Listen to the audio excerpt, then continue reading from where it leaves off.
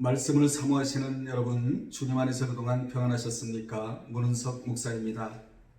이 시간에는 원어로 보는 성경 시간으로 사도행전 16장 11절로 15절 중 14절에 나오는 그 마음을 열어의 원어인 텐 디에노이켄 카르디안의 단어를 주제로 하여 그 단어가 주는 원어적 의미를 살펴보면서 은혜 나누겠습니다.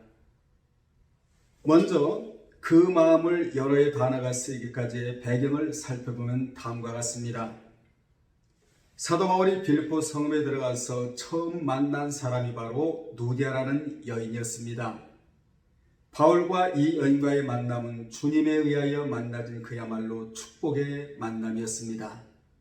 여러분에게도 이러한 만남이 있기를 주님의 이름으로 축원합니다. 성경에 보면 신실하게 주의를 한 사람들은 서로 잘 만난 사람이었다는 것을 알 수 있습니다. 주님이 바울에게 붙여주신 누디아는 하나님을 섬기면서 말씀을 사모하는 자였고, 바울은 당대 최고의 말씀의 권위자였는데 이 둘을 주님이 붙여주신 것입니다. 이같이 주님은 하나님을 섬기며 말씀을 사모하는 자에게는 영적으로 충족시켜 줄 수 있는 좋은 스승을 붙여주십니다. 그러면 누디아는 어떤 여인이었습니까? 첫째, 그는 두아디라 성읍의 자줏빛 옷감 장사였습니다. 두아디라는 마게도냐 영토로 직조와 자색 염색이 발달된 지역이었는데 그곳에서 그녀는 자줏빛 옷감 장사를 한 것입니다. 당시 로마에서는 자줏빛 옷감으로 된 옷을 경찰복이나 관공서에서 근무하는 자들의 관복으로 입는 옷이었습니다. 그렇게 수요가 많은 탓에 누디아는 장사하기가 너무나 좋았던 것입니다. 그녀는 본래 두아드라시에서 사는 자인데 당시에는 빌립보 성읍에 와서 자주색 옷감 장사를 하는 상당히 규모가 큰 사업가였습니다. 그는 이방인임에도 불구하고 육신적인 신분으로는 자줏빛 옷감 장사를 하였고, 영적인 신분으로는 사도행전 10장에 나오는 고넬료처럼 하나님을 섬기며 말씀을 조금이라도 더 듣고자 했던 아주 경건한 여인이었습니다. 참고로 당시 하나님을 잘 믿는 이방 사람을 일컬어 여호와를 섬기는 자라고 했습니다. 당시 유대인이 적게 살고 있는 이방 지역에는 회당을 짓지 못하였으므로 안식일에 강가로 나아가 기도하며 하나님을 예배하며 섬기는 일을 했는데, 누디아도 그곳에 있는 기도처에 모여서 함께 기도한 것입니다. 이 여인이 바로 바울의 환상 중에 마게도나로 건너와 우리를 도와달라고 요청한 누디아입니다. 그녀는 빌립보 성읍이 사도 바울을 통하여 복음이 전해지기를 그토록 원했기에 원래 아시아로 가서 복음을 전하기를 그토록 원했던 바울의 복음의 경로를 유럽으로 향하도록 기도로 당겨버린 것입니다.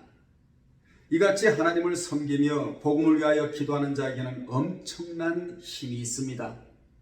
이러한 기도는 마치 쇠를 끌어당기는 지남철과 같아서 강력하게 응답을 끌어당기는 힘이 있는 것이지요. 이러한 기도는 사람과 물질도 끌어당깁니다. 이렇게 기도하면서 복음이 유럽으로 오기를 사모한 누디아로 인하여 아시아로 가려는 복음이 유럽으로 먼저 가는 바람에 그 지역이 복음화가 되어 찬란한 기독교 문화를 꽃피웠던 것입니다. 두 번째로, 누디아는 계속해서 바울이 전하는 말씀을 듣고 있었습니다.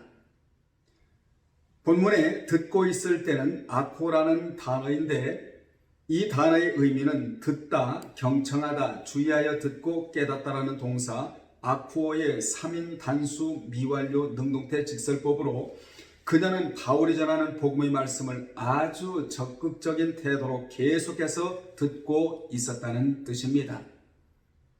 그녀는 바울을 통하여 복음의 말씀이 전해질 때 한눈을 팔거나 딴짓을 하거나 그 자리를 뜨지 않고 아주 적극적으로 듣고 있었던 것입니다.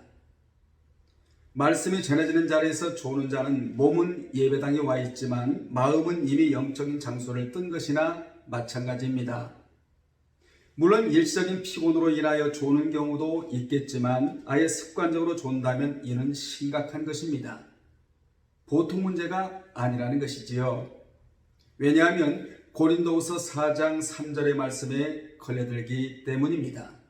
거기에 보면 복음이 가려진 자는 망하는 자들인데 이어 4절에 보면 왜 복음이 가려지는가에 대한 이유가 나오는데, 이는 이 세대의 신이 복음을 받아들이지 않는 자의 마음을 혼미하게 하여 그리스도의 영광의 복음의 광채가 비치지 못하게 하기 때문이라고 했습니다. 이 세상의 신은 사탄의 별칭으로, 사탄은 이 외에도 이 세상의 임금, 정사와 권세와 어둠의 주관자, 그리고 악한 영인데, 그들에 의해 마음이 혼미하게 되었기 때문에 복음의 말씀이 들려오지 않는다는 것입니다. 여기 믿지 아니하는 자들의 마음을 혼미하게 하여서, 혼미라는 단어가 에티플로센이라는 단어인데, 이 단어의 의미는 눈을 멀게 하였다는 의미입니다. 사탄은 사람들의 영안을 멀게 하여 영적인 어둠에 빠지게 하고 빛 대신 그리스도를 미워하게 만듭니다. 그러므로 습관적으로 조는 자는 결국 사탄의 방해를 받아 조는 것이므로, 이러한 사실을 깨닫고 아주 집중해서 적극적으로 들어야 하는 것입니다. 예배에 나와 말씀 들을 때 조는 자는 사도행전 20장 8절로 9절에 나오는 현대판 유두고입니다. 유두고는 바울이 전한 말씀을 전할 때 창에 걸터 앉아 졸다가 졸음을 이기지 못하여 3층에서 떨어져 죽었다가 바울의 기도로 살아난 자가 바로 유두고입니다. 사실은 육신의 피곤함도 말씀이 들어가면 피곤이 사라지고 생기가 돋기 마련입니다. 세 번째입니다. 주께서 누디아의 그 마음을 열어 바울의 말을 따르게 하셨다는 말씀이 나옵니다. 주님께서 말씀을 사모하는 그녀의 그 마음의 문을 활짝 열어주셔서 그로 하여금 말씀을 집착토록 하셨는데, 누디아가 사모하는 마음으로 말씀을 듣고자 하니 주께서도 그의 합당한 보상으로 그의 마음의 문을 활짝 열어주셨는데, 본문에 그 마음을 열어라는 단어는 너무나 중요한 단어로 텐 디에노이켄 카르디안입니다. 위에서도 이 단어를 제가 읽어드렸습니다. 마음을 열어에서 열어의 단어는 디에노이켄으로, 이는 둘이라는 디아와 열다라는 아노이과의 합성어로 닫혀진 것을 완전히 열다, 양쪽으로 활짝 열어 젖히다라는 동사 디아 노이고의 3인 단수 일과 능동태 직설법으로 주께서 말씀을 사모하는 누디아의 마음의 창을 양쪽으로 활짝 열어주셨다는 뜻입니다. 그러니까 쌍창을 열어주셨다는 뜻이지요. 여기서 중요한 교훈은 눈과 귀가 반만 열어진 자가 있고 마음의 창문도 한쪽만 열어진 자가 있는데, 누디아의 마음의 창은 두 쪽이 다 활짝 열어졌다는 것입니다. 그렇다면 여러분의 마음의 창은 한쪽만 열어졌습니까? 아니면 두 쪽이 다 열어졌습니까? 오늘 이 시간 점검받기를 주님의 이름으로 축복합니다.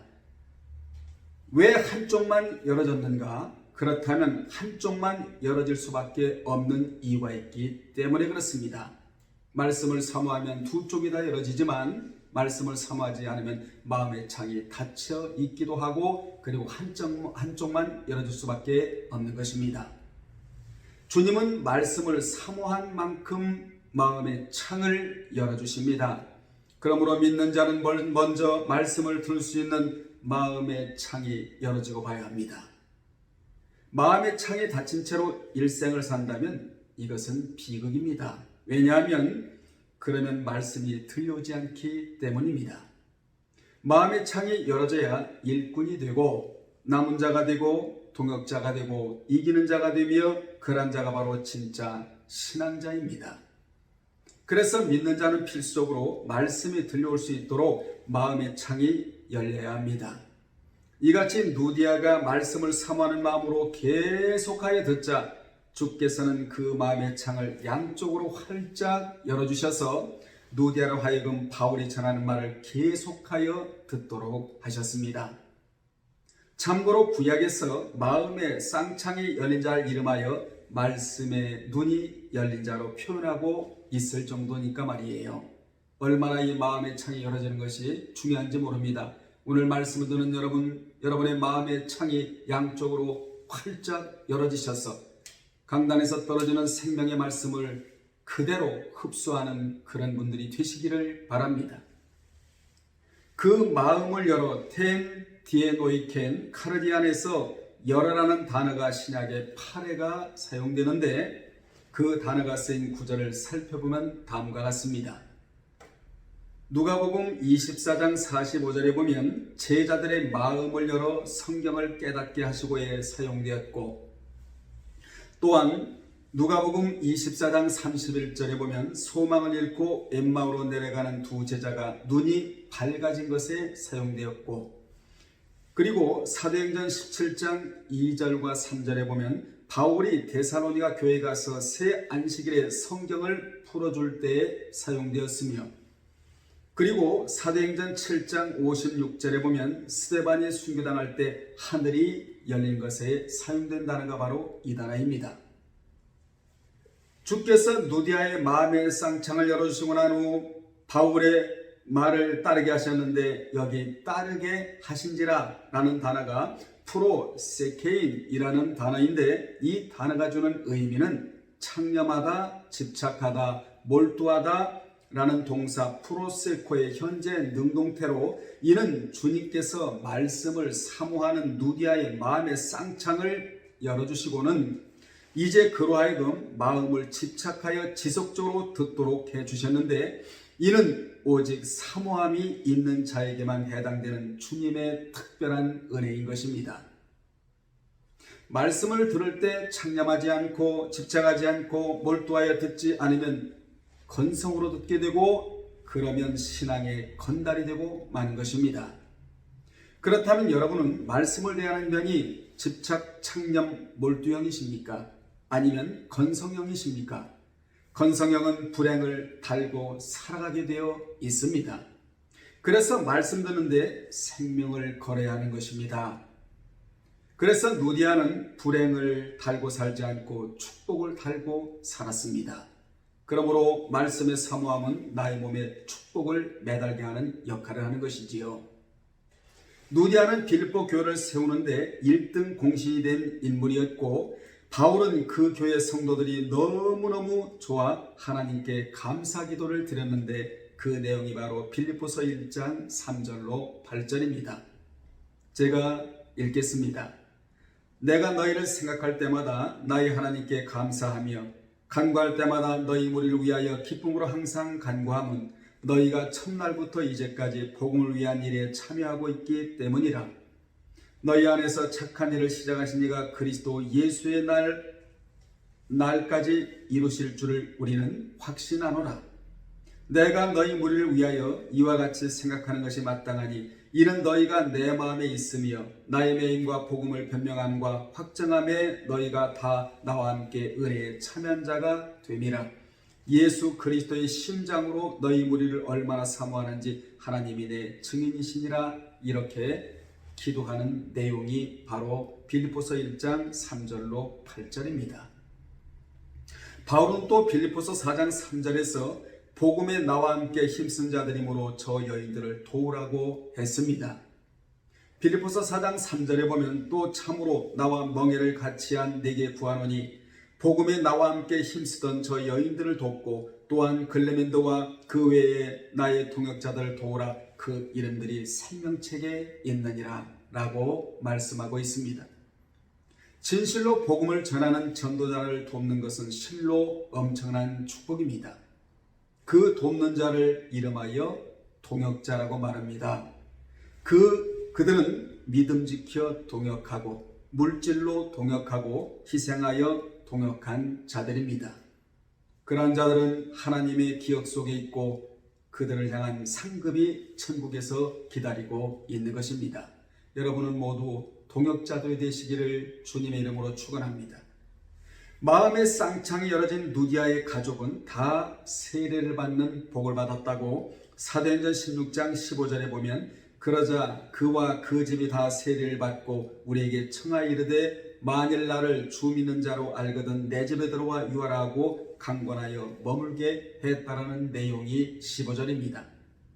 이 15절에서 우리는 두 가지로 생각해 볼 수 있는데, 첫째, 누디아는 가족에게 세례를 받게 했습니다. 누디아는 제일 먼저 가족에게 복음을 듣게 했고 그 다음에는 그 가족을 다 세례받도록 하였습니다. 누디아는 바울 일행으로부터 복음을 듣고는 그리스도를 구주로 영접하고 간다게 내시처럼 또한 고넬료처럼 곧바로 신앙 고백을 한 후 세례를 받고 빌립보 성읍교회 최초로 신자가 되는 복을 받았습니다. 두 번째로, 누디아는 그리스도의 사랑을 실천한 자였습니다. 누디아는 세례를 받고 난 후 바울 일행을 청하여 만일 나를 주 믿는 자로 알거든 내 집에 들어와 유하라고 하면서 강권하여 머물게 하였습니다. 그는 바울 일행이 자신의 집에 머물기를 간청한 것이지요. 이것이 바로 그리스도의 사랑을 실천한 행위인 것입니다. 본절의 만일이란 단어가 A라는 단어인데 이는 첫자가 대문자라서 지극히 강조적입니다. 누디아는 바울 일행이 자신의 요청에 거절하지 못하게 하려고 만일 나를 주 믿는 자로 알거든, 즉 인정하거든 내 집에 유하라고 요청을 했습니다. 그 당시 바울 일행은 빌립보는 낯선 곳이라서 아는 사람도 없고 반기는 사람도 없던 차에 누디아가 우리 집에서 먹고 자라고 했으니 얼마나 사역하는 데 힘이 되었겠습니까? 이같이 목회에 힘을 실어주는 자가 있고 힘을 빼는 자가 있는데 여러분은 목회에 힘을 실어주는 자들이 되시기를 바랍니다. 여기 강권이라는 단어가 파레비 아사토라는 단어인데 강력히 권고하다, 설득하다라는 동사 파라 비아조마의 1인 단수 중간태 직설법으로 나 자신의 상을 위해 내 집에 강제로 머물게 했다는 뜻입니다. 이같이 누디아는 바울 일행을 위해서도 강권했지만 더 중요한 것은 자기 자신을 위하여 강권했다는 것입니다. 성경은 구제도, 헌금도, 봉사도, 예배도, 사랑을 실천하는 것도 그 무엇도 너 자신을 위해서 하라입니다. 그래서 주님이 우리에게 명령하실 때는 항상 중간태가 쓰인다는 사실을 여러분은 기억하셔야 합니다. 믿는 자는 나 자신을 위한 하늘의 영광과 이 땅의 복을 위해서 일하는 것입니다. 이같이 누디아의 강권이 바울 일행을 자신의 집에 머물게 했고 그로 인해 그녀는 더욱더 복을 받았으며 그녀는 계속하여 거룩한 사역에 동참했던 것입니다. 그녀는 마태복음 10장 40절의 말씀인 너희를 영접하는 자는 나를 영접하는 것이요 나를 영접하는 자는 나를 보내신 이를 영접하는 것이니라는 말씀을 자기 자신을 위하여 실천한 자였습니다. 결론 내리겠습니다. 본문의 누디아라는 한 여인의 기도와 말씀 사모함이 복음의 경로를 바꾸게 했고 주께서 말씀을 잘 듣게 하시려고 그녀의 마음의 창을 양쪽으로 열어주셔서 계속해서 듣게 하셨으며 그녀는 빌립보 교회를 세우고 초대 신자가 되는 복을 받고 아름답게 봉사했으며 그 집을 구원시키는 데 큰 영향력을 끼쳤고 유럽을 변화시키는 데 엄청난 영향력을 끼쳤으며 그녀는 계속하여 승승장구하며 복을 받았고 성경에 기록되는 위대한 인물로 귀감이 되는 인물로 평가받고 있는 것입니다. 그가 이렇게 된 뒤에는 말씀을 사모했기 때문입니다. 여러분도 그녀와 같이 말씀을 사모하심으로 주께서 마음의 문을 양쪽으로 활짝 열어주시어 마음이 잘 정돈되는 분들이 되시기를 주님의 이름으로 축원합니다. 다음에 또 전해드리겠습니다. 주님 안에서 평안하십시오.